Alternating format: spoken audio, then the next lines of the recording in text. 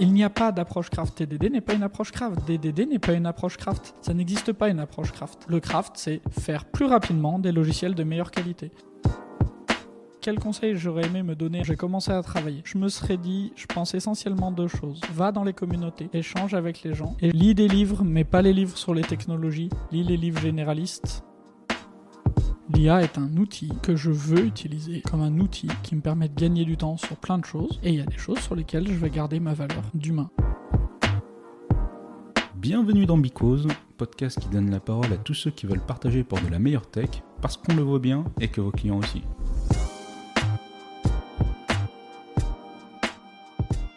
Aujourd'hui, on a la chance d'avoir Colin Damon, avec qui on va échanger sur le développement craft et surtout en fait le développement craft à l'ère de l'intelligence artificielle. Salut Colin, comment tu vas? Bonsoir, écoute, ça va très bien. Je suis très content de découvrir le sujet de la discussion de ce soir et j'ai hâte de voir où ça nous mène. Merci. J'ai participé à Lyon Craft au début du mois et dès que j'ai appris qu'il y a une opportunité d'échanger avec toi, je n'ai pas hésité. Donc du coup, c'est un plaisir pour moi que tu sois là aujourd'hui. Plaisir partagé. Pour ne pas en fait perdre du temps, est-ce que tu peux te présenter et nous dire qui tu es? Bien sûr, tu veux la version longue ou la version courte? La version longue, je préfère tout savoir en fait. Allez, la version longue. Donc je m'appelle Colin Damon, je suis développeur chez Idem. Mais je fais différentes missions. J'ai bien sûr des missions où je vais être développeur à différents postes, développeur, lead tech, développeur, tech lead, lead tech, architecte en fonction du besoin, du contexte de la mission. Comme ça fait une quinzaine d'années que je fais du développement de manière professionnelle. Alors professionnel, ça veut dire que je gagne ma vie avec. Globalement, c'est la définition du dictionnaire. Okay. Mais j'ai aussi des missions où je vais accompagner mes clients dans leur transformation vers le craft. C'est-à-dire des clients qui ont cette volonté de changer leur manière de travailler, qui ont vu les limites de leur fonctionnement actuel ou qui les ressentent et qui ont besoin d'un accompagnement sur ça. Des clients qui comprennent que livrer en retard des produits buggés, même si c'est la norme dans notre industrie, en fait, c'est pas normal et qui cherchent d'autres manières de faire, d'autres manières d'apporter de la valeur. Donc, j'accompagne mes clients. Pour ça, c'est des accompagnements qui sont extrêmement larges, puisqu'il y a bien sûr la partie technique, il y a la partie méthodologique, il y a la partie sur les approches, mais il y a surtout une partie humaine, organisationnelle, systémique. Et donc, je vais accompagner mes clients sur tous ces aspects-là. Enfin, il y a une troisième partie de ce que je fais qui est pour les clients qui ont déjà atteint une certaine maturité sur le craft, qui sont déjà avancés, mais qui ont encore besoin d'aide, qui ont encore besoin d'assistance. Je vais fournir de l'assistance donc sur un modèle un peu différent qu'un modèle d'abonnement. Pour un abonnement mensuel, les gens me consultent autant qu'ils veulent. S'ils ne m'appellent pas dans le mois, moi j'ai gagné. Et s'ils m'appellent énormément, c'est eux qui ont gagné, ils ont fait un bon investissement. Mais sur cette offre-là, je suis uniquement en réaction. Donc les accompagnements transformation craft sont proactifs et j'ai les accompagnements assistance, l'offre assistance qui est uniquement en réactif et qui permet d'avoir toujours accès à des gens d'Idem, dont moi, pour répondre à des questions quelles qu'elles soient. Merci pour cette réponse. J'ai préféré la version longue, du coup là j'ai énormément appris, j'ai pris quelques notes. Du coup, pour entrer doucement dans le sujet, comment toi tu définirais le développement craft? Le software craftsmanship, je vais faire un tout petit peu d'histoire. D'accord. En 2001, un groupe de personnes se rassemble dans un hôtel un week-end et à la fin, ils créent le manifeste pour le développement agile de logiciels. Puis ces personnes rentrent chez elles avec le sentiment du travail accompli. Quelques années plus tard, ils regardent un peu ce qui se passe et ils ne reconnaissent pas du tout ce qui est devenu l'agilité, puisqu'entre-temps, le manifeste pour le développement agile de logiciels a créé l'agilité. Il y a tout un tas de choses qui se sont créées autour de ça, il y a tout un tas d'organismes qui se sont créés autour de ça, il y a tout un tas de business qui ont été créés. L'agilité est devenue une norme dans notre industrie, c'est devenu omniprésent, mais les personnes qui l'ont créé, certaines des personnes qui l'ont créé ne se reconnaissent pas là-dedans. Ils parlent de Agile Hangover, donc de la gueule de bois de l'agile, et ils se disent, c'est en place. Aujourd'hui, l'agilité est en place et on ne pourra plus aller contre ça. Donc faisons quelque chose dans lequel on se reconnaisse. Recréons quelque chose qui seraient les valeurs qu'on avait initialement. Et donc, ces personnes ont créé le manifeste pour le software craftsmanship, l'artisanat du logiciel. qui est une réponse au manifeste agile et qui est tout aussi simple que le manifeste agile. Il dit rien de fou, il dit rien d'incroyable. Le manifeste pour le software craftsmanship, son sous-titre, c'est « Raising the bar ». On ne veut pas savoir où est le niveau, où est cette barre. Ça nous intéresse assez peu.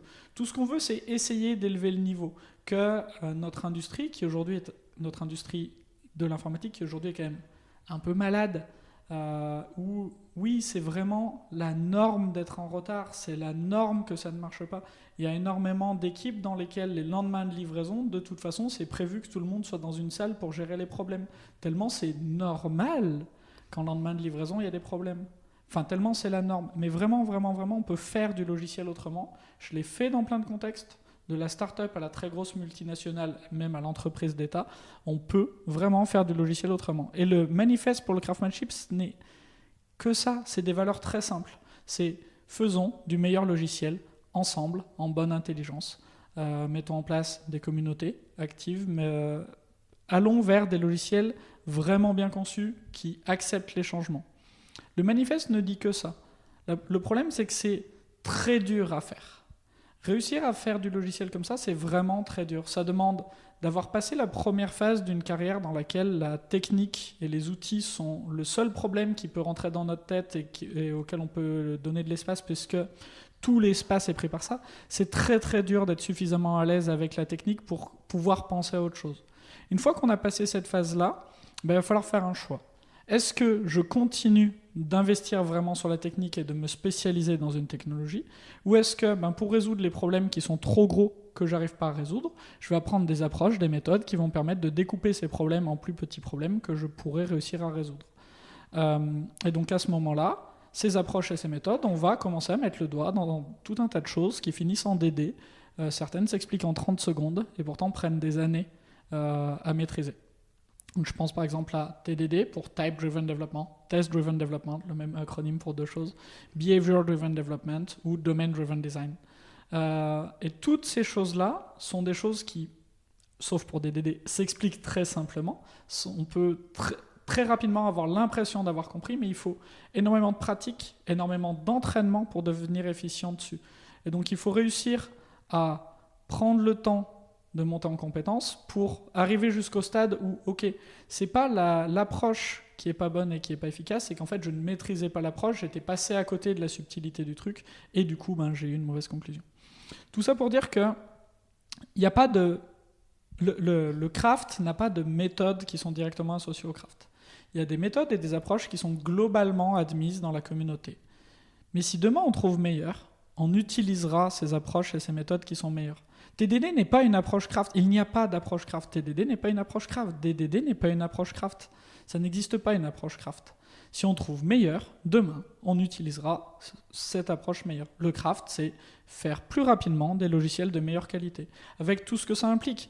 Des gens qui sont plus impliqués dans leur travail, parce que tout le monde veut faire du bon travail. Globalement, on est plus heureux quand on va faire des choses bien, quand on va faire des choses qui rendent service, quand on se sent utile, quand on voit l'impact qu'on peut avoir sur la société rapidement.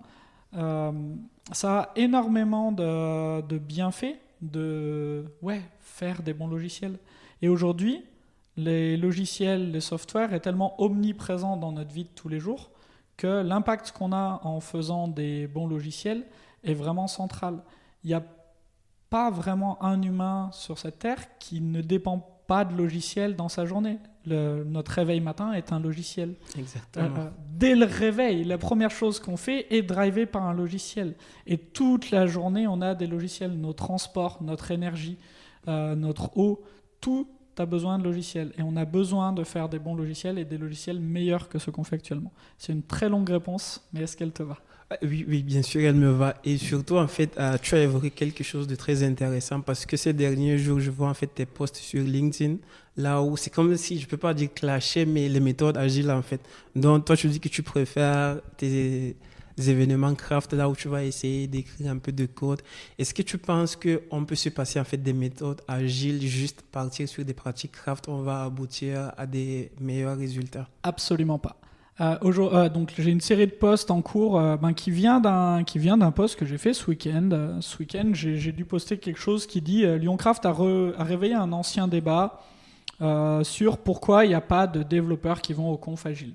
En fait, ce qui s'est passé, c'est qu'il y a un de nos speakers, qui est un habitué qui est speaker en conf agile très souvent, et qui a fait un post sur ça, suite à son talk, il a dit voilà, et le débat était vraiment intéressant en commentaire.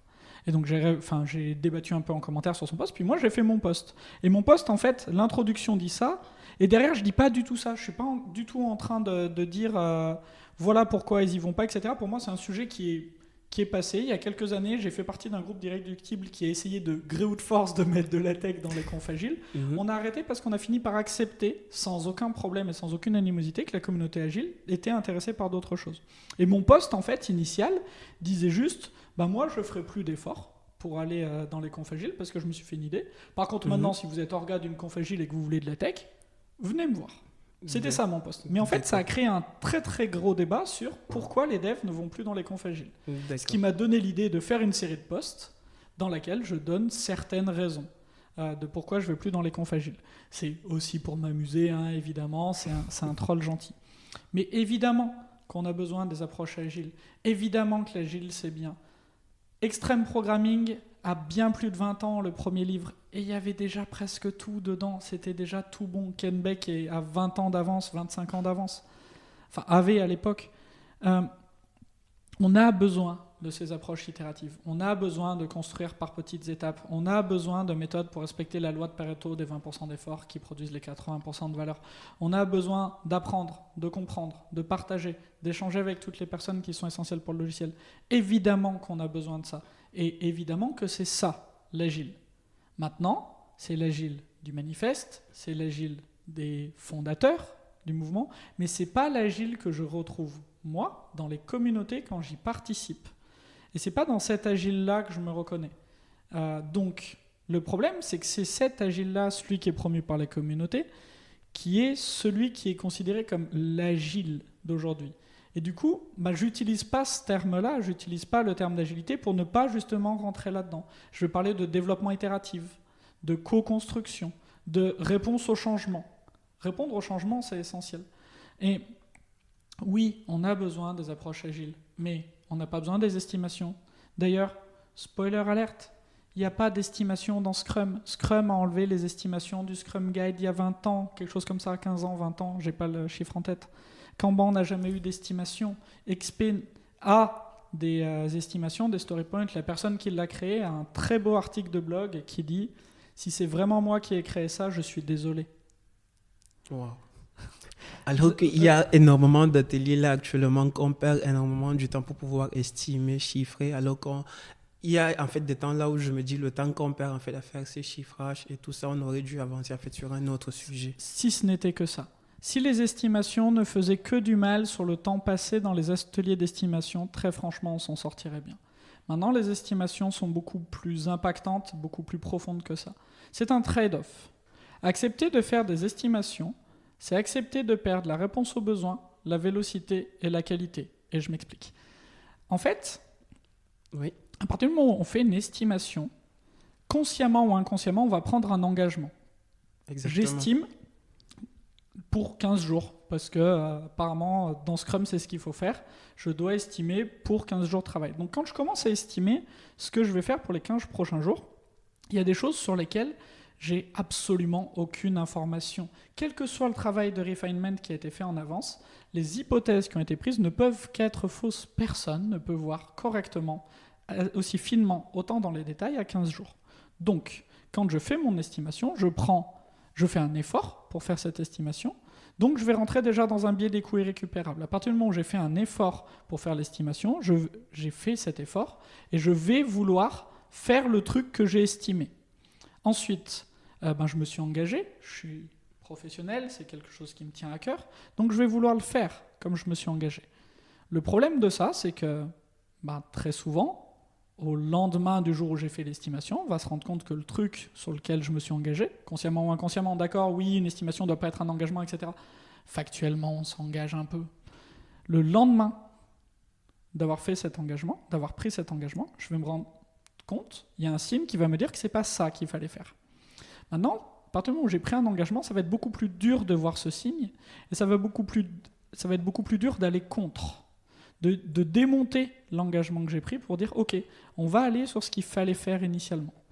Donc, petit à petit, on va perdre la réponse aux besoins, puisqu'on n'aura plus la capacité à s'adapter au changement suffisamment vite. 15 jours, c'est trop long. Exactement. C'est beaucoup trop long. Exactement. Ensuite, j'ai dit, on perd la vélocité. On perd la vélocité parce que la feature la plus rapide à faire, c'est celle qu'on ne fait pas. Et comment on ne fait pas une feature ? On est juste avant et on se dit, est-ce que vraiment on en a besoin ? Non, on n'en a pas besoin. Donc on ne la fait pas. Maintenant, si on l'a chiffrée, si on l'a mis dans le sprint, si on s'est engagé à la faire, on va de la même manière dire, je la fais quand même. Ok ? Dans le temps, on va perdre la vélocité, comme ça, en faisant des features où on n'est pas sûr de la valeur. Mais on le fait parce qu'il faut le faire, parce qu'on s'est engagé. Exactement. Donc, on va rentrer dans un processus où on n'arrive pas à aller assez vite, on n'arrive pas à produire de la valeur, il y a de la pression qui va arriver de différents endroits. Cette pression, elle va finir par fuiter sur l'équipe qui va commencer à faire des heures, à travailler plus, à puiser dans ses réserves. Et à un moment, en puisant dans ses réserves, quelle va être une des premières choses dans une équipe qui fonctionne de cette manière, qui va en souffrir ? C'est la qualité. Parce que si l'équipe fonctionne de cette manière et n'a pas su mettre un stop avant, la première chose qui va souffrir, c'est la qualité. Donc dans le temps, la qualité du code va se dégrader, on va être de plus en plus lent, et donc on va rentrer dans un cercle de renforcement négatif. Donc les estimations, oui, elles nous prennent du temps en atelier, mais sincèrement, si c'était que ça, ça m'irait. D'accord. Réponse longue, encore une fois, ça répond ? En fait, j'aime bien les réponses longues, mais comme on a teasé en fait qu'on va parler de l'intelligence artificielle, on va avancer. Si ça ne tenait qu'à moi, on pouvait continuer parce que j'apprends énormément. Juste, est-ce que tu peux nous dire brièvement en fait quels sont tes débuts avec le développement en général et en particulier les pratiques craft en fait? Qu'est-ce qui t'a poussé à t'y intéresser de près? J'étais dans une phase. Donc moi, je suis pas quelqu'un de brillant. J'ai toujours été en échec scolaire, mais j'ai toujours aimé le développement. Donc je suis arrivé au développement parce que j'ai été malade étant enfant et que les quelques heures où je pouvais me lever, j'utilisais l'ordinateur qui était là pour apprendre le HTML en autodidacte. Mais je suis pas quelqu'un de brillant. Donc quand j'ai voulu me lancer dans le développement, je suis têtu par contre. J'ai commencé à travailler plus que tout le monde. J'ai fait plus d'heures que tout le monde parce que je devais rattraper. Mais assez naturellement, et ça me posait pas de problème, et je peux travailler beaucoup, donc je travaillais beaucoup, mais même en travaillant beaucoup, oui, ça suffisait pas. Je livrais des choses qui étaient buggées, qui allaient pas, et je comprenais très très bien à quoi servaient les logiciels que je faisais, l'importance qu'ils avaient, en quoi ils étaient essentiels pour les gens, et j'étais pas satisfait de ce que je faisais. Et donc j'ai commencé à chercher des méthodes pour gagner du temps, pour aller plus vite. Parce que je ne pouvais pas travailler plus. Ce n'était pas possible. À un moment, les journées ont une durée limitée. Et je suis rentré là-dedans en m'intéressant à des méthodes qui me permettent d'avoir une meilleure vélocité. Et toute ma pratique du craft, donc je ne savais pas que le craftsmanship existait, je ne savais pas que le TDD existait, je n'avais pas les mots-clés, je n'avais pas ça du tout, je ne savais pas. J'ai plus ou moins redécouvert par moi-même, puis quand j'ai découvert des gens bien plus brillants que moi qui avaient écrit des choses bien meilleures, j'ai dit c'est très très bien ce qu'ils ont dit. Mais j'ai découvert ça par moi-même, puis j'ai découvert que le craft existait, qu'il y a des communautés qui existaient, qu'il y a des livres qui existaient. J'ai dévoré tout ça, et ma pratique du craft, initialement, c'est pour produire plus de valeur.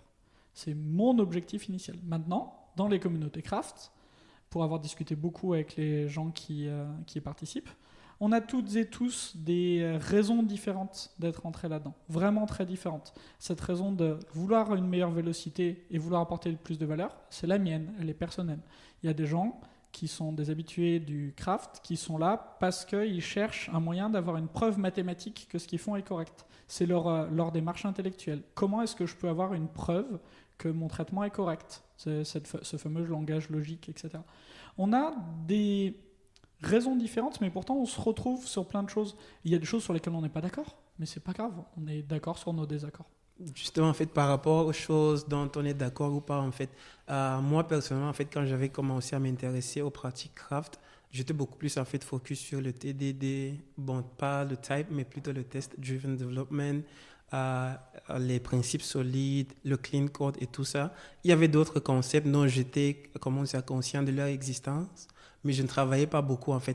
Est-ce que tu penses qu'il y a des pratiques qui sont plus importantes que d'autres ou bien les pratiques sont toutes au même niveau? Oui, celles qui te plaisent, celles qui t'intéressent sont plus importantes que d'autres. puisque pour faire tout ça, c'est un investissement personnel, c'est un choix personnel, et il faut continuer à rester motivé. C'est un marathon, c'est pas un sprint. Et donc pour rester motivé, il faut que tu fasses des choses qui t'intéressent.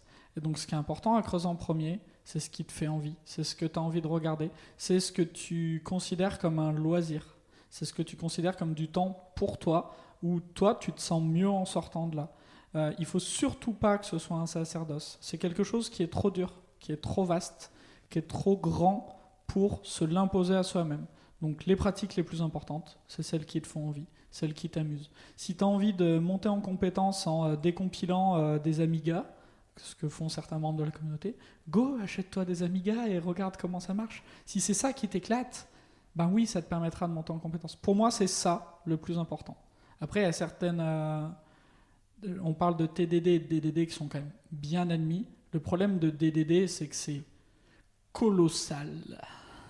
Voilà. Donc, faut pas commencer par ça. C'est trop gros. C'est beaucoup trop gros. Ça décourage. C'est une montagne. C'est un outil. C'est tout un tas d'outils incroyables, mais c'est très dur à appréhender. D'accord. Par rapport en fait à ce que tu viens de dire, est-ce que tu as des conseils? Bon, je pense que tu as déjà commencé à donner des conseils particuliers à ceux qui veulent commencer, le fait en fait de commencer par ce qu'on aime et puis essayer d'avancer progressivement. Tout au début, en fait, tu as dit que tu accompagnais en fait les équipes et tout ça. Comment en fait tu fais, comment dire ça? Faire passer une équipe, par exemple, qui était habituée à des anciennes méthodes, les convaincre en fait à passer aux méthodes, aux pratiques craft, parce qu'il y a généralement en fait dans l'équipe, d'autres sont plus motivés par rapport à ça, d'autres ne le sont pas. Donc il y a en fait des réticences. Je sais pas comment tu arrives à gérer ça durant tes...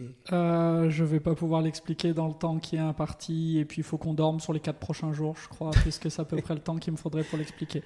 Je vais juste donner une métrique que j'utilise beaucoup, c'est un indicateur que j'utilise beaucoup. Quand on veut apporter un changement dans une équipe, dans un groupe, je considère qu'il y a 10% qui se rendent compte. C'est basé sur rien, ces chiffres, mais c'est pour garder cette image mentale. 10% qui sont contre le changement qu'on veut apporter, ou la personne qui l'apporte, ou le fait de changer, mais qui vont être avec véhémence contre. 80% qui sont neutres, et qui vont surtout regarder par rapport à leur sphère d'influence, qui va dans un sens, qui va dans l'autre. Et 10% qui seront pour le changement. J'ai fait une erreur plusieurs fois dans ma carrière en essayant d'apporter un changement, de me concentrer sur les 10% contre. C'est facile de trouver un qui est pour et qui est contre, c'est très très simple. Je me suis dit, je vais convaincre les 10% contre, et ça remontera par ces 10% contre. Ça ne marche pas. Il ne faut pas faire ça. C'est une stratégie qui est globalement vouée à l'échec. Puisque on s'occupe pas des gens qui étaient pour, donc ils vont être démotivés, etc. Et les gens contre, en fait, ils sont peut-être contre pas du tout contre des choses sur lesquelles on ne pourra jamais rien faire. Pour apporter un changement, je travaille avec les gens qui sont pour, qui sont promoteurs. Je travaille avec eux. Je reste à l'écoute des gens qui étaient neutres, de voir quand ils commencent à se dire attends, ce qu'ils racontent, c'est pas mal. Et dès que j'ai un signe de ça, hop, je les embarque avec moi. Et les gens qui sont contre, si d'eux-mêmes ils viennent vers moi avec grand plaisir, s'ils restent contre, avec véhémence, là on rentre dans d'autres choses. Mais voilà, pour apporter un changement. Après, comment je fais pour convaincre des bien fondés de ces méthodes, etc. Ça, c'est des sujets beaucoup trop vastes. D'accord, merci pour ta réponse. Du coup, l'intelligence artificielle, c'est un game changer ou bien un buzz du moment? Parce que là, actuellement, on ne peut s'empêcher en fait, de voir l'application croissante, surtout en fait, de l'IA générative, dans le domaine de l'IT. Comment vois-tu en fait l'avenir du développement craft à l'ère de l'intelligence artificielle? L'intelligence artificielle pour les devs, pour moi, va prendre encore plus de valeur et va être encore plus prégnante avec des approches centrées sur le métier, les approches qui sont plébiscitées par le craft. Puisque, pour moi, l'intelligence artificielle a une efficacité redoutable sur tout ce qui est, on va dire, adapteur, sur tout ce qui est lié au framework, à la technologie. C'est très très très très très fort sur ça. Par contre, son efficacité sur la partie métier est beaucoup plus relative. Oui, l'IA va nous guider, nous donner des idées, mais trouver la bonne solution, l'IA, elle ne saura pas faire. Donc sur la partie métier, ça va rester un énorme différenciant pour les devs. Et sur la partie adaptation, qui n'est pas la partie la plus marrante. Très bien, plus l'IA m'en fait, plus je suis content. J'ai pas envie de savoir comment se fait un mapping JPA. Genre vraiment, ça m'intéresse pas. J'en ai marre. À chaque fois, ça fait pas ce que je veux. Les requêtes SQL avec des projections, pourquoi ça fait pas ce que je veux? Je veux que l'IA me le fasse, ça. Je veux lui dire, vas-y, génère-moi un truc qui fait ça, et qu'elle me le fasse, et si j'ai repassé dessus derrière un peu pour optimiser, je suis tout à fait OK avec ça. Si j'ai gagné une demi-heure de lecture de doc, je suis tout à fait OK avec ça. Et donc oui, l'IA va nous aider. L'IA nous aide énormément. Déjà aujourd'hui, moi j'utilise l'IA pour plein de choses dans mon quotidien de dev. C'est un outil qui est extrêmement puissant. Je connais très très mal le monde des échecs, mais j'ai eu un collègue qui était bien classé aux échecs pendant longtemps et qui m'expliquait qu'en fait il y a des compétitions, alors c'est à vérifier, d'échecs avec IA plus humain. C'est-à-dire que l'IA donne des options et l'humain lui dit non mais celle-là tu peux tout de suite l'enlever. Alors ça existe peut-être plus avec la puissance de calcul qu'on a, mais il y a probablement eu un temps dans l'informatique où il y avait cette limite et où on disait non mais enlève cette branche, c'est pas la peine de les explorer, ces branches sont absurdes parce qu'un humain peut le voir, là où un ordinateur aura plus de mal. Et donc moi je vois vraiment ça comme ça aujourd'hui.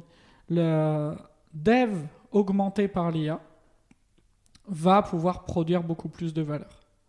Par contre, ça continue d'être des compétences de dev.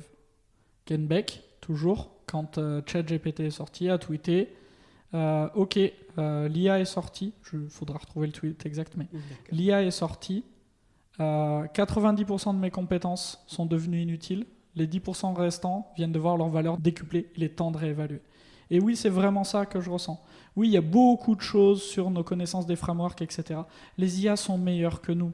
L'IA, c'est mieux comment faire un câblage avec Spring que nous, même un expert Spring. J'ai aucun doute là-dessus. Par contre, est-ce que l'IA arrivera mieux à comprendre le besoin d'un client, comprendre la subtilité du besoin, proposer des solutions, itérer sur des solutions, comprendre que nos langages naturels, ils sont pas du tout explicites. Il y a beaucoup de choses qu'il faut interpréter. Non, une IA ne pourra pas faire ça et un humain, en tout cas en l'état actuel de l'IA, restera bien meilleur pour ça. Donc la fin du métier de dev, j'y crois pas. En tout cas, pas du tout pour tout de suite. Une transformation du métier de dev, oui, très probablement, mais c'est notre quotidien. Moi, ça fait 15 ans que je fais ça. J'ai l'impression que les transformations, ça a été toujours. Quand j'ai commencé à faire du dev, on ne parlait pas de single page application et d'applications qui font de la logique dans le front. Aujourd'hui, on imagine difficilement faire autre chose. Et pourtant, c'est un gros changement de paradigme, de manière de travailler. Donc oui, c'est un nouveau changement, mais en tant que dev, on est bon pour gérer les changements, donc ça devrait bien se passer. Merci pour cette réponse. Du coup, en fait, il y a énormément d'assistants IA. Si on prend le cas de GitHub Copilot ou bien Amazon Code Whisper, qu'est-ce que tu penses en fait de leur utilisation au quotidien pour un développeur? Parce qu'il y a là actuellement, on parlait tout à l'heure du TDD, Test Driven Development. Je peux juste venir parler à l'assistant, lui dire voilà ce que je veux faire. En fait, il va faire tout à ma place. Je peux même pas en fait savoir comment le TDD marche et tout cela en fait. Est-ce que tu penses que c'est en train de remettre en question certaines pratiques? Parce que quelqu'un qui ne les connaît pas en fait peut facilement faire mieux que peut-être quelqu'un qui connaissait en fait ces pratiques. Je sais pas quel est ton avis par rapport à ces assistants. Je l'ai pas assez utilisé au quotidien pour une raison très simple. Aujourd'hui, je suis chez des clients grands comptes qui ont des contraintes légales qui font qu'il est hors de question d'utiliser ces outils-là au quotidien avec nos bases de code. Pour ce que j'ai joué avec moi de mon côté, pour l'instant, je ne suis pas inquiété du tout. Le code qui est produit est une catastrophe. La pratique de TDD de ChatGPT ou Copilot n'a rien de TDD, c'est du test first. La raison est extrêmement simple, c'est que l'Internet confond test first et TDD. Et donc évidemment que l'IA ayant été entraînée là-dessus va faire la même erreur, va avoir des tests qui ne guident absolument pas, qui ne permettent pas de faire émerger un design. C'est normal, c'est toute la subtilité de la pratique, c'est ça qui prend des années. Et l'IA a été entraînée sur ça. Comme plein de choses, l'IA est forcément biaisée par nature. Ce n'est que quelque chose qui complète la phrase qu'on a donnée. Il faut garder ça en tête. Aujourd'hui, une IA générative ne fait que compléter ce qu'on a dit. Donc aujourd'hui, je ne suis pas inquiet. D'accord. En fait, tu parlais de l'IA a été entraînée en fait sur de mauvaises données par rapport à la confusion entre test Ouais. first et test-driven development. L'IA a été entraînée sur l'état actuel de notre industrie. Et notre industrie est malade. J'en reste assez persuadé. Pourquoi notre industrie est malade et pourquoi c'est un problème qui est compliqué? J'ai plus la stat actuelle, mais il y a quelques années, tous les 3 ans, on doublait le nombre de devs sur le marché. Okay, tous les 3 ans, on formait autant de devs que ce qu'il y avait sur le marché. Une autre manière de le dire, c'est que la moitié des devs sont juniors. On est d'accord? Moins de 3 ans d'XP. Donc des juniors qui vont être formés, mentorés par des gens tout aussi juniors. Eux-mêmes formés, mentorés par des gens tout aussi juniors. Comme c'est des cycles de 3 ans, bah on est très très vite sur une 5e génération de juniors. Donc notre industrie, elle est dans un état qui s'explique en partie par ça. C'est pas une idée qui est à moi du tout, c'est une idée à Ken Beck. Encore une fois, je l'aurais beaucoup cité. J'ai eu la chance de lui parler dans les couloirs des DD Europe. Il dit voilà, la mauvaise nouvelle, donc partant de ce constat, la mauvaise nouvelle avec les juniors, c'est que they don't know shit. Ils savent rien. La bonne nouvelle, c'est que c'est sur eux qu'il faut se concentrer et que c'est pas la peine d'essayer de faire changer d'avis les vieux briscards comme moi. Lui, il disait ça. Il disait, c'est pas la peine d'essayer de faire changer d'avis les vieux briscards comme moi. C'est plus facile de se concentrer sur les jeunes. Et moi, je le vois au quotidien. J'ai la chance d'avoir des gens très juniors, sortis de reconversion, sortis d'école, qui sont arrivés directement dans des équipes avec des bonnes pratiques, des bonnes manières de faire. Ces gens sont devenus en quelques mois des développeuses et développeurs beaucoup plus accomplis que la plupart des devs que j'ai croisés dans ma mission, qui avaient 10 ans d'XP, qui ont fait 10 fois la même année. Donc c'est tout à fait possible d'accompagner les jeunes en sortie d'école, de les amener sur ces méthodes. C'est des choses qui sont même plus faciles à apprendre quand on n'a pas déjà une autre manière de faire. Moi, il y a des devs dans mes équipes. Pour eux, c'est normal de jamais démarrer l'app en local. Et la première fois qu'ils pairent avec quelqu'un et qu'ils n'ont pas l'habitude de pairer, puis cette personne démarre l'application et il y a ce moment de « Ah, mais tu démarres l'app sur ton poste? Pourquoi tu fais ça ?»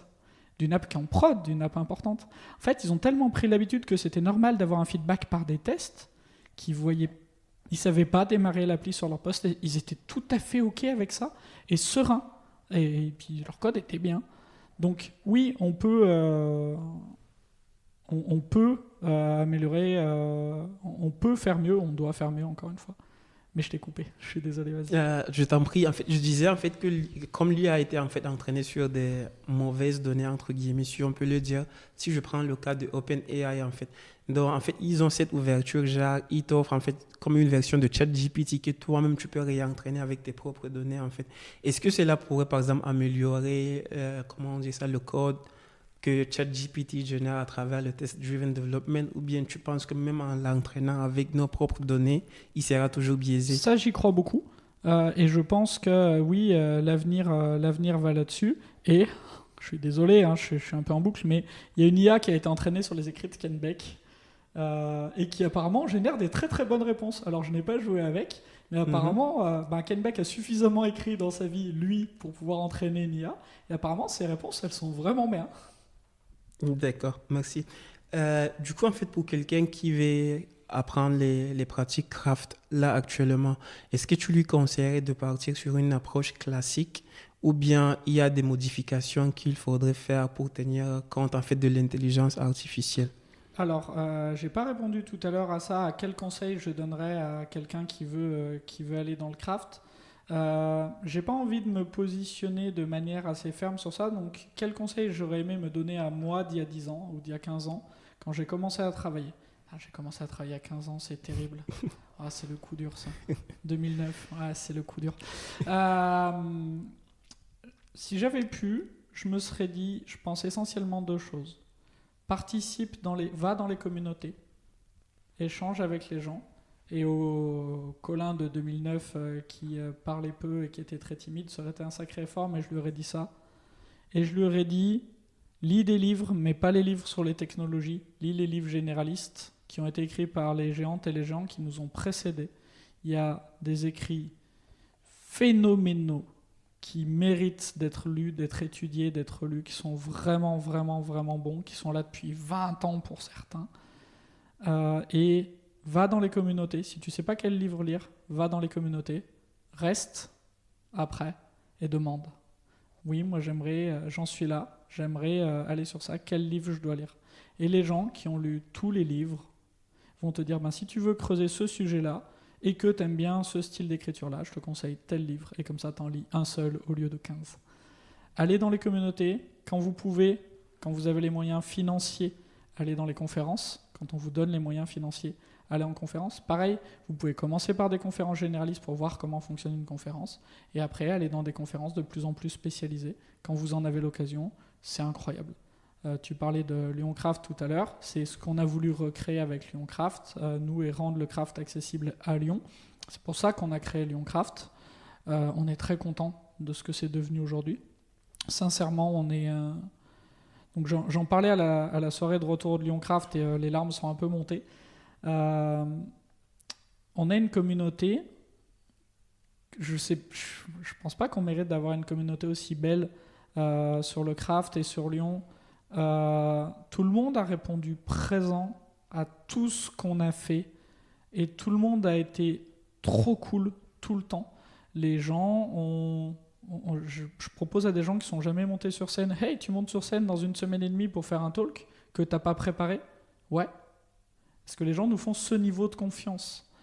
Donc c'est vraiment incroyable. Je reprenais mes posts LinkedIn. J'ai écrit un post. On a annoncé 4 sessions à Lyoncraft. On a vendu 90 places.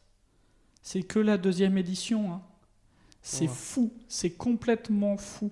Donc, allez dans les communautés. C'est des communautés qui sont vraiment belles, qui sont composées de personnes que vous avez envie de rencontrer, avec qui vous avez envie d'échanger. Donc, si vous voulez monter là-dedans, trouvez un groupe craft proche de chez vous. Trouvez un groupe craft en ligne. Allez dans un. Si votre première expérience se passe pas bien, vous braquez pas. Allez dans un autre. Revenez à une autre session. Restez après. Parlez aux gens. C'est des gens passionnés et passionnants qui vont dans ces communautés. D'accord. Donc, du coup, si j'essaye un peu de résumer ce que tu as dit, peut-être je pourrais ne pas avoir bien compris. Ça veut dire qu'il faudrait beaucoup plus partir, même s'il y a l'intelligence artificielle, ça serait mieux de partir beaucoup plus sur les approches classiques. L'intelligence artificielle, elle est artificielle et oui, on a besoin des IA. Oui, les IA vont nous aider. Oui, les IA vont nous rendre service. Mais nous sommes des êtres de carbone et des êtres organiques et on a besoin d'autre chose. On a besoin d'émulsion, on a besoin d'être challengé, on a besoin d'avoir des choses intéressantes auxquelles réfléchir. Est-ce que l'IA va nous remplacer, etc. J'en sais rien et je m'en fous un peu, pour être tout à fait honnête. Moi, je veux faire des choses qui m'intéressent, qui me font vibrer, que j'ai envie de faire, qui sont intellectuellement intéressantes, sur lesquelles j'ai de la valeur. Si l'IA me remplace sur une partie des choses sur lesquelles j'ai pas énormément de valeur, je suis très content. Maintenant, je veux faire des choses qui sont intéressantes pour moi et avoir des raisons de me lever le matin, d'avoir un impact, de rester motivé. Donc, l'intelligence artificielle, c'est bien. L'intelligence non artificielle, c'est très bien aussi. Du coup, je sais qu'on a vraiment beaucoup tourné autour de cette question. Est-ce qu'il faudrait prendre en considération, ou bien je vais directement aller apprendre les pratiques craft, faire abstraction de tout ce qui est intelligence artificielle? Parce qu'il y a énormément d'outils qui peuvent, je pense, accélérer notre apprentissage du craft là actuellement, ou bien ça serait mieux juste de commencer et puis après gérer tout ce qui est intelligence artificielle. Donc en t'écoutant, ton avis il est un peu à 50-50% par rapport à l'intelligence artificielle. Donc... Mon avis, c'est vraiment de se faire plaisir. C'est un marathon, c'est sur le long terme, on est humain. Alors c'est mon avis de là tout de suite, dans mon état d'esprit, de là tout de suite dans ma fragilité présente, dans mon vécu présent. Mon vécu présent, il est vraiment sur... C'est important de faire des choses qui nous plaisent. C'est important de faire des choses qu'on aime. C'est important pour durer et pour être bien dans sa vie. Et être bien dans sa vie, c'est essentiel. C'est en étant bien dans sa vie que tout ce qu'on fait nous plaira. Donc, j'ai pas de... L'IA n'est qu'un outil. C'est un outil incroyable, c'est un outil qui est très puissant, mais l'IA est un outil. Nos IDE sont un outil. Moi, j'ai commencé à coder, on n'avait pas d'IDE. quand les IDE sont arrivés, j'ai utilisé un IDE parce que c'est vachement mieux que Notepad++, là où j'ai appris à coder. Et j'étais très content avec un IDE. L'IA est un nouvel outil. Je vais ajouter ce nouvel outil à ma boîte à outils avec ses forces et ses faiblesses. Je vais apprendre à l'utiliser. Je ne suis pas sûr que ce soit beaucoup plus dur à apprendre à utiliser que n'importe lequel des autres outils que j'ai appris à utiliser de ma vie, parce que celui-là, en plus, il me comprend assez bien. Et c'est pas des trucs abscons. Il y a des gens qui arrivent à coder sur Emacs. Je veux dire, on va arriver à faire des prompts pour ChatGPT. J'ai relativement confiance. Et j'aime bise aux utilisatrices et utilisateurs de Emacs, évidemment. On vous adore tous les trois. D'accord. Merci en fait. Donc du coup en fait il y a des gens en fait sont vraiment divisés. Il y a cette partie qui est pro et il y a une partie qui est contre IA. On parlait en fait des pratiques craft, dont on avait parlé du TDD, du BDD, il y a aussi le DDD qu'on avait parlé. Il y a des gens en fait qui vont loin, qui pensent qu'il y aura un autre acronyme qui se termine par DD, qui va rejoindre la famille. Ils parlent en fait de AI Driven Development. Qu'est-ce que toi tu en penses? Ah oui, c'est possible, c'est possible. Il y a un nouvel acronyme d'ailleurs qui va voir le jour, le talk va être annoncé dans pas très longtemps, qui finit en DD, c'est le ZCDD. Je tease un peu un talk pour le zéro commentaire driven development. Voilà, je mets une collègue dans la sauce, mais ça me fait toujours plaisir. D'accord. Oui, du développement dirigé par l'IA, bien sûr. Maintenant, l'IA qui permet à tous les gens qui sortent d'école de commerce et qui veulent monter une start-up de coder le produit de leur start-up sans aucune compétence technique en 2 nuits, ben non. Enfin, ça reste une compétence. Oui, bien sûr, dans ces gens-là, il y en a qui sont éminemment brillants et qui vont y arriver et qui vont probablement faire du biais du survivant. Mais le métier de dev est éminemment complexe, est éminemment lié aux relations humaines, est éminemment lié à la capacité à comprendre les humains, est éminemment lié à la capacité à communiquer, est éminemment lié à tout un tas de choses sur lesquelles les humains sont beaucoup plus forts que les ordinateurs. Les ordinateurs sont beaucoup plus forts que nous sur plein de choses. Ils ne font pas d'erreurs sur les tâches répétitives. Ils peuvent refaire la même chose plein de fois sans jamais se tromper. Par contre, prendre une décision sur quelque chose qu'ils n'ont jamais vu, ben, c'est pas leur point fort. Et les applications que je veux faire, moi, et les applications sur lesquelles je veux coder, c'est des applications qui n'ont pas été faites. Si elles ont déjà été faites, j'apporte pas de valeur. Mon objectif, c'est d'apporter de la valeur, de rendre service à des gens. Si c'est déjà fait, prends ce qui est déjà fait. Et ça ira très bien. Donc, oui, l'IA va changer notre manière de travailler, mais comme Spring l'a fait en son temps, peut-être plus que Spring. Je prends Spring en exemple parce que je suis dans le monde Java, mais moi j'ai codé avant Spring, j'ai codé avec Spring. On ne code pas de la même manière, pas avec Spring Boot. Évidemment, l'IA n'a pas du tout un impact qui est comparable. Je suis d'accord, ça n'a rien à voir. Maintenant, il y a tout un tas de questions sociétales autour de l'IA qui aujourd'hui n'ont pas vraiment de réponse, qui ne sont pas simples. Toutes les ressources matérielles qui sont nécessaires pour faire tourner ces IA, est-ce qu'on en a assez ? Est-ce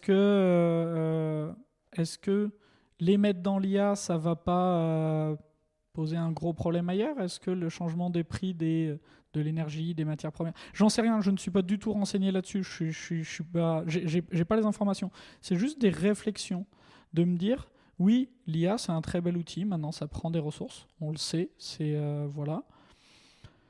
Est-ce que c'est magique ? Aujourd'hui, non.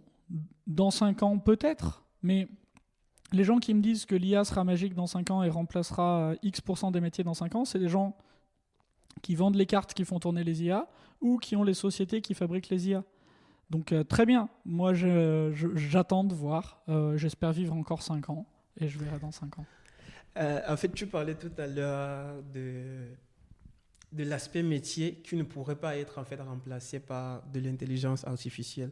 Je ne sais pas si tu as vu récemment, il y a une entreprise qui s'appelle Devin AI qui a lancé le premier ingénieur logiciel autonome en fait. Donc il n'a besoin de rien en fait, c'est comme un développeur.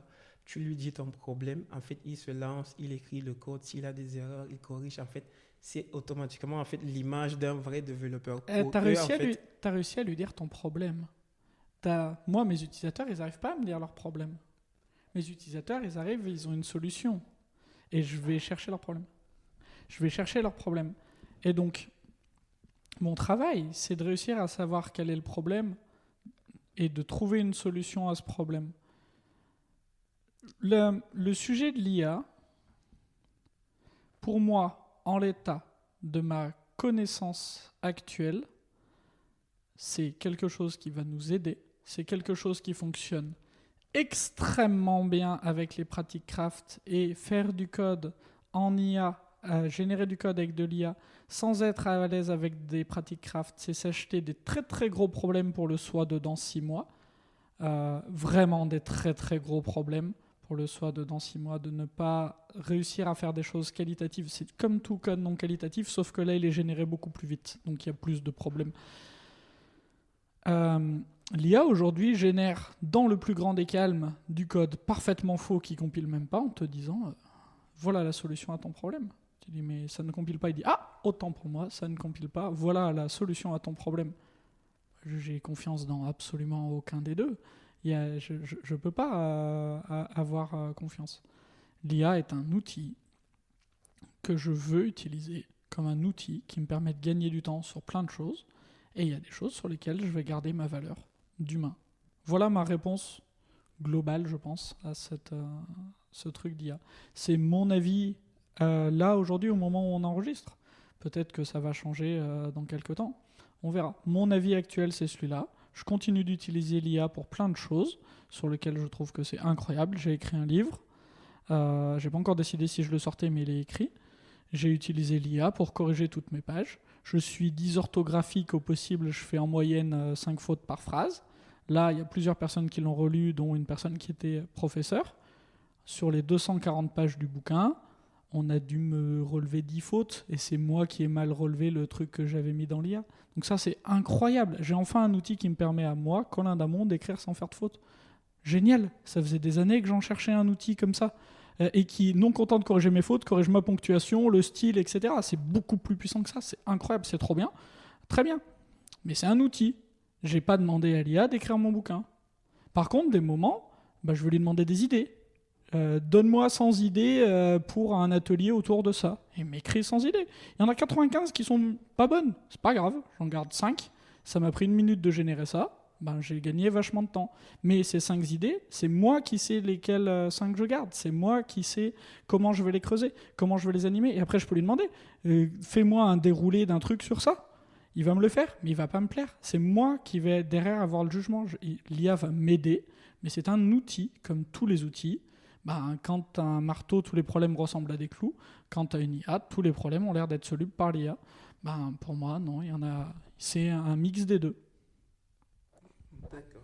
Bon, Lioncraft, on a essayé en fait de brosser, parce que je pense que si on continue sur le sujet de l'IA, il y a énormément de choses à dire, mais je pense que tu as essayé vraiment de très bien résumer tout ce qu'il faut en fait prendre en considération, surtout en fait cet aspect de vraiment considérer ça comme un outil qui va beaucoup plus nous aider, plutôt en fait que quelque chose qui va venir nous remplacer. Donc si on prend par exemple le cas de ton livre que tu es en train d'écrire, bon je sais pas, peut-être quand tu vas le publier, on aura plus en fait de chances de savoir sur quoi il parle et tout ça. Si on revient en fait sur Lioncraft, c'est la 2e édition cette année. Donc déjà, en fait, je tiens à féliciter toute l'équipe organisatrice. J'ai participé, c'était vraiment exceptionnel. Je ne sais pas, quelles sont en fait vos ambitions pour les prochaines éditions, et aussi en fait, durant son origine, pourquoi en fait vous avez choisi de créer un événement craft spécifique à Lyon? Ok. Donc Lioncraft, à l'origine de Lioncraft, il y a 2 structures. Idem, qui est ma société actuelle, qui s'occupe du contenant, de la salle, de la nourriture, etc., des comptes en banque, voilà. Et les Software Crafters Lyon, qui sont une association, un des cercles du CARA, donc le club Agile Rhône-Alpes, qui s'occupe du contenu. Les Software Crafters Lyon, on organise un événement par semaine depuis des années. On est, à ma connaissance, le seul groupe Meetup qui organise un événement par semaine et qui s'y tient. Et donc pour faire ça, on est devenu très très très fort pour faire les choses très très au dernier moment. Mais on est vraiment à l'aise avec ça, ça génère de stress à personne, c'est notre fonctionnement normal. On a une vraie auto-organisation, l'association est vraiment auto-organisée, l'association tourne vraiment toute seule, on a tout un tas de règles, tout un tas de choses, on sait qui va faire quoi à quel moment, qui est à l'aise sur quoi, qui on peut attendre sur telle chose, qui va zapper un truc, qui zappera jamais, on se connaît très bien. le groupe tourne, fonctionne incroyablement bien. Et ce groupe-là, ça faisait un moment qu'on voulait organiser une conférence parce que on organise un événement par semaine, on a une communauté, etc. Mais nous, on fait que des événements qui nous prennent pas longtemps à faire parce que pour nous, c'est important, la régularité est importante. Donc on peut pas avoir des événements qui nous demandent beaucoup de préparation. Mais on avait cette idée de créer une conférence depuis longtemps. Et donc moi, quand j'ai rejoint IDEM, avant de rejoindre IDEM, pendant mon entretien chez IDEM, j'ai présenté la stratégie que j'avais et ce que je voulais créer chez IDEM. Et dans cette stratégie, donc on montait une offre informatique qui n'existait pas. Et on s'est beaucoup posé la question, on n'est pas connu en informatique, on a besoin qu'on nous identifie comme dans le dev. Et j'ai dit, voilà, nous depuis longtemps, on a cette idée de faire une conférence. Mais on ne veut pas s'occuper de la partie événementielle. Et Pascaline m'a dit, donc la fondatrice d'IDEM m'a dit, ça tombe bien, nous on en fait régulièrement et on s'en occupe de ça. Et en fait, LyonCraft est né comme ça. Des crafters Lyon qui ont confiance dans le fait de pouvoir faire un contenu et de IDEM qui a confiance dans le fait de pouvoir faire un contenant. On a créé ça. Donc LyonCraft, on l'a créé dans l'objectif de partager et de promouvoir la communauté locale. La première édition s'est passée au-delà de toutes nos espérances. On s'était dit, nous, si on vend 80 places, c'est incroyable, c'est inespéré. Je crois qu'on en a vendu 110 ou 120 et j'ai fermé les ventes et il y avait 148 personnes. J'ai vraiment fermé les ventes et il y a plein de gens qui voulaient des places et tout. Ça nous a dépassé, l'événement, et l'événement s'est trop bien passé. On se fait un dîner pour faire la synthèse de ce qui s'est passé. Et on se dit, ça s'est trop bien passé, mais on a eu quelques retours qui nous disaient c'était bien, mais c'était de l'introduction, c'était notre objectif.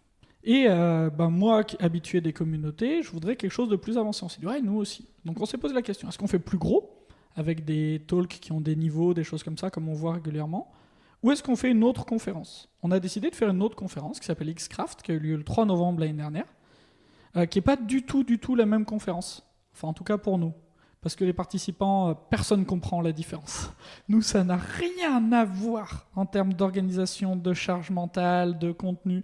Pour nous, c'est vraiment deux conférences très très distinctes. Et tout le monde me dit, c'est pareil, j'ai pas compris pourquoi ça s'appelle pas pareil. Donc, bon, ok, on prend le retour. On fait LyonCraft cette année. Pareil, ça se passe. L'organisation se passe très très bien. Des petits déboires, des petits trucs, évidemment, sinon c'est pas marrant.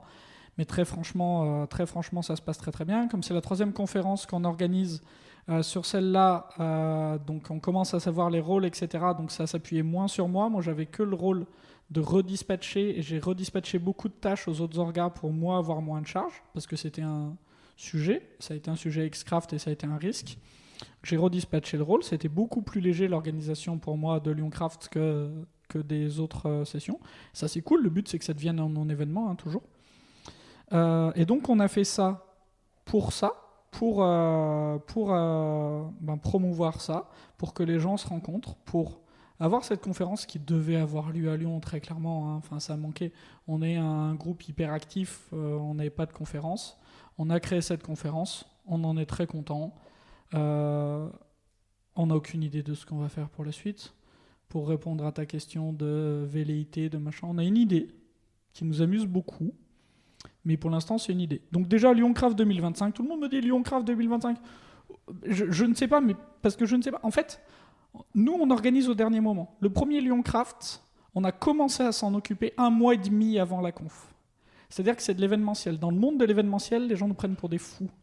C'est-à-dire que la salle, ils nous disent, mais tout le monde réserve 1 an à l'avance. Il n'y a que vous qui réservez 1 mois à l'avance. Sur le LyonCraft de cette année, 15 jours avant LyonCraft, on se parle avec Pascaline, on dit « Ah, il faudrait peut-être qu'on valide le traiteur. » Ah oui, c'est dans 15 jours. Véridique. Ça n'existe pas dans l'événementiel. Mais nous, on est serein. On fait ça sereinement. Donc, LyonCraft 2025, j'en sais rien, parce que vraiment, j'en sais rien. Là, tout de suite, à la soirée de rétro de LyonCraft, qui était sur Twitch, il y a une idée qui a émergé, qui pour l'instant m'amuse beaucoup, et qui pour l'instant, j'ai pas trouvé de blocage. Si je trouve un blocage comme quoi c'est pas possible, elle se fera pas. Mais c'est une conférence la nuit, de 19h à 8h du matin. Un tout petit groupe, 30-35 personnes, avec très peu de talks, par exemple 2 tracks et des talks de 4 heures. Qui a 4 talks dans la nuit. Comme il y a 35 personnes, on ne peut pas avoir 150 intervenants. 4 talks de 4 heures sur des trucs niches où les personnes peuvent compter sur le fait de connaître les gens parce qu'on a commencé par dîner ensemble tranquillement.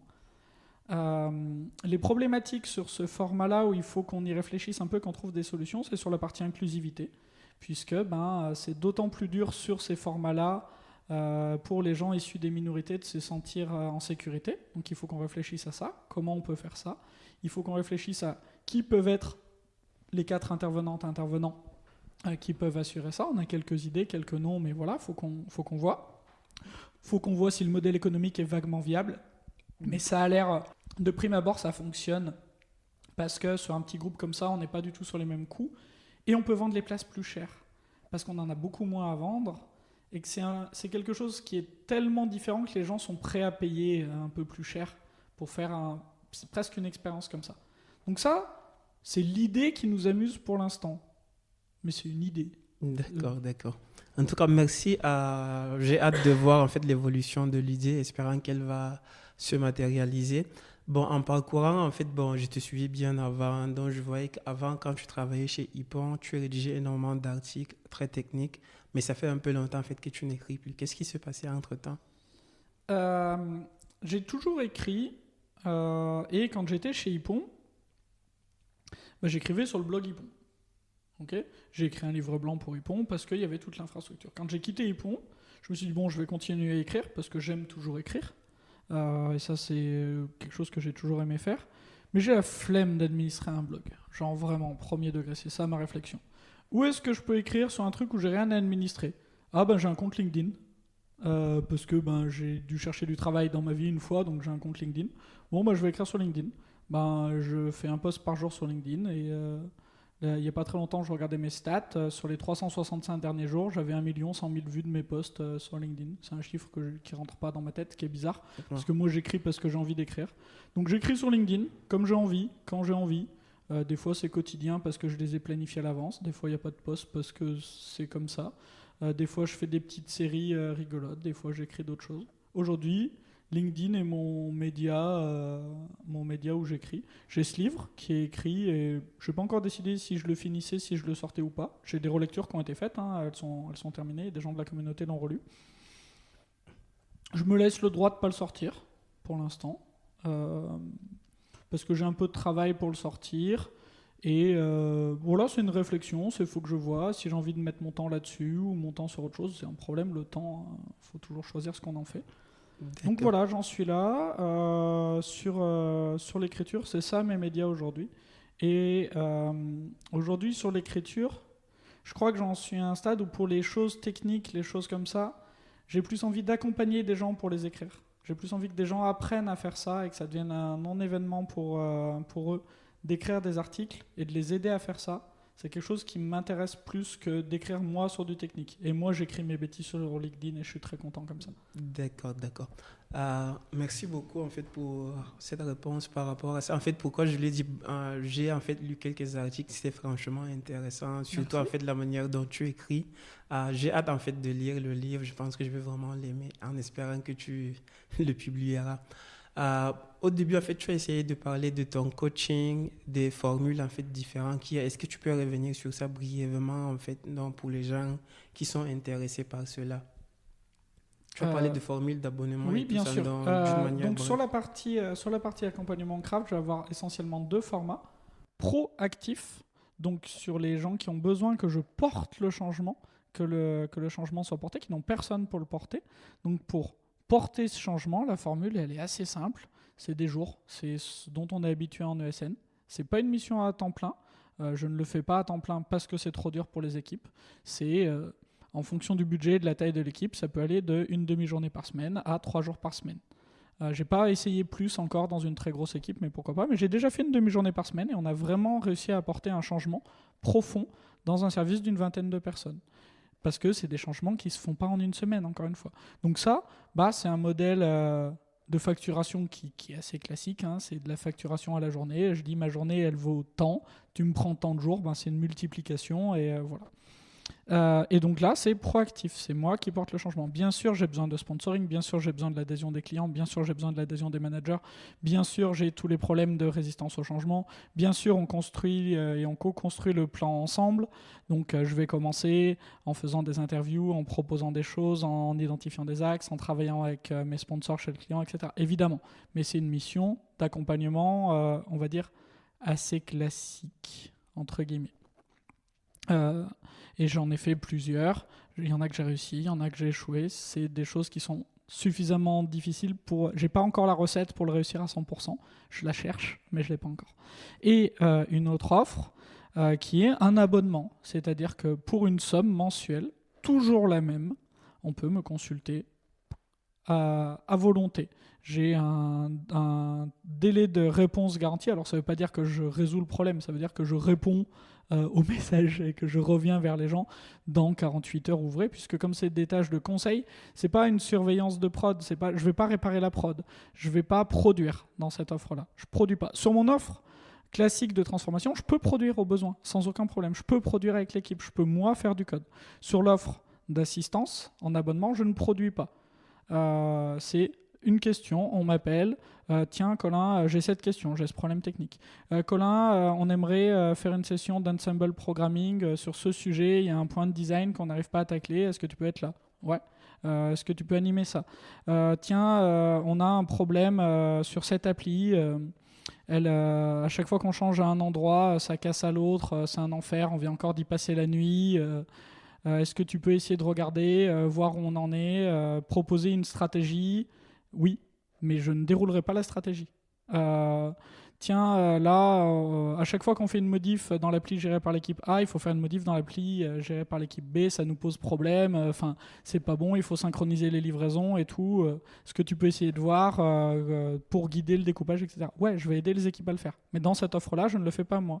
Dans l'offre d'accompagnement craft, oui, je peux le porter, je vais être proactif. C'est ça la grande différence. Et c'est ça les deux offres sur le craft. Et après, j'ai bien sûr cette offre à laquelle on est plus habitué. On paye une prestation, quelqu'un pour faire des choses. Je viens avec mes approches, mon expérience, ma manière de faire. Je m'adapte, bien sûr, à ce qui est en place. Si on me dit... je suis pas là, j'apporte pas de changement si c'est pas nécessaire. J'ai vraiment une vision extrêmement pragmatique. Mon objectif, je l'ai dit beaucoup de fois, mais je vais le redire, c'est d'apporter de la valeur en prod. Moi, ce qui m'intéresse, c'est de rendre service aux gens et d'apporter de la valeur en prod. Donc je ferai dont je suis intimement persuadé qui est la meilleure manière pour apporter de la valeur en prod. D'accord. Du coup, en fait, pour les gens qui sont intéressés, où est-ce qu'ils peuvent en fait en savoir davantage ? Il y a un site web particulier ou bien... Mon LinkedIn, mon mail, colin.damon@ideme.fr, mon LinkedIn en lien... D'accord, donc on va essayer d'ajouter ça dans la description du podcast. Merci beaucoup pour ton temps, Colin. Je ne sais pas si tu as quelque chose à rajouter. Merci à vous pour le temps, pour l'occasion, pour le soutien sincère que vous apportez à Lyon Craft et à Xcraft, que vous avez apporté pour la 3e édition. KB, on a aujourd'hui un partenariat qui est extrêmement élégant entre nous et c'est vraiment plaisant de travailler avec des partenaires comme ça, je suis sincère quand je dis ça. On a eu un petit coup dur lors du dernier Lyon Craft et KB a vraiment répondu présent pour nous aider sur ça. Donc merci beaucoup, vraiment sincèrement pour ça, pour ce que vous faites pour le craft sur Lyon, puis pour l'interview. D'accord. Une fois de plus, merci beaucoup. C'était vraiment un échange très riche. J'ai énormément appris. Au plaisir de te revoir dans d'autres meet-up ou bien dans d'autres conférences. D'ailleurs, si vous voulez qu'on se croise, mes prochaines conférences où je serai, Alpecraft, 6 et 7 juin de tête, Tech and Wine, là c'est moi je participe au programme d'un des tracks le 18 juin. Je suis à DDD Europe, c'est en mai, j'ai oublié les dates. Mais j'ai pris mon train, je suis fier de moi, je ne m'y prends pas au dernier moment. Voilà les conférences où j'ai mes places et où j'ai prévu d'aller, donc on peut se croiser là-bas. Si d'accord. Merci beaucoup. Je suis Ali Ibrahim. Merci d'avoir écouté cet épisode et on se retrouve très prochainement dans un nouvel épisode de Because.